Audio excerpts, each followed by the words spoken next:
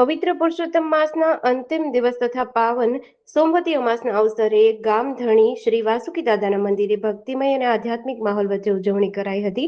આ પ્રસંગે મંદિર પરિસરમાં બિરાજમાન શ્રી ચંદ્રમૌલેશ્વર મહાદેવજીને વિવિધ રંગબેરંગી અને સુગંધિત ફૂલોથી અદ્ભુત શણગાર કર્યો હતો। સાથે જ ગામધણી શ્રી વાસુકી દાદાને પવિત્ર વિવિધ પ્રકારના ફૂલો દ્વારા ભવ્ય સુશોભિત અને અલૌકિક શૃંગાર કરવામાં આવ્યો હતો। સોમવતી અમાસના પાવન દિવસે મંદિર ખાતે બટુક ભોજનનું આયોજન કરાયું હતું તેમજ સાંજના સમયે ભક્તજનો માટે ફરાળ પ્રસાદીનું આયોજન કરાયું હતું।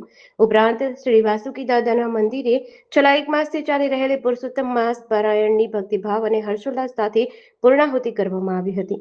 જય શ્રી વાસુકી દાદા।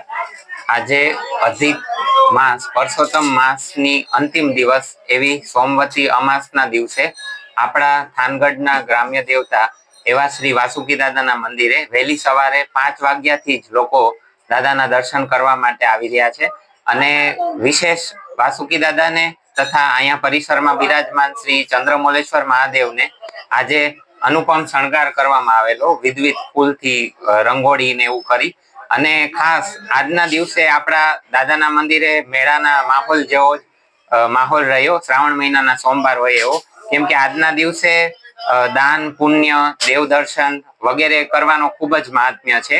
તો આજે સવારથી જ આ બધા કાર્યક્રમો શરૂ હતા। દાદાને સૌ પ્રથમ તો ધજા ચડાવવામાં આવી સવારે, ત્યારબાદ બપોરે મધ્યાહન આરતી કરવામાં આવી, ત્યારબાદ બટુક ભોજન કરાવવામાં આવ્યું, ત્યારબાદ સાંજે દરેક લોકો જે દર્શનાર્થી આવતા હતા એમને ફરાળી ચેવડો પેંડાની પ્રસાદી આપવામાં આવી।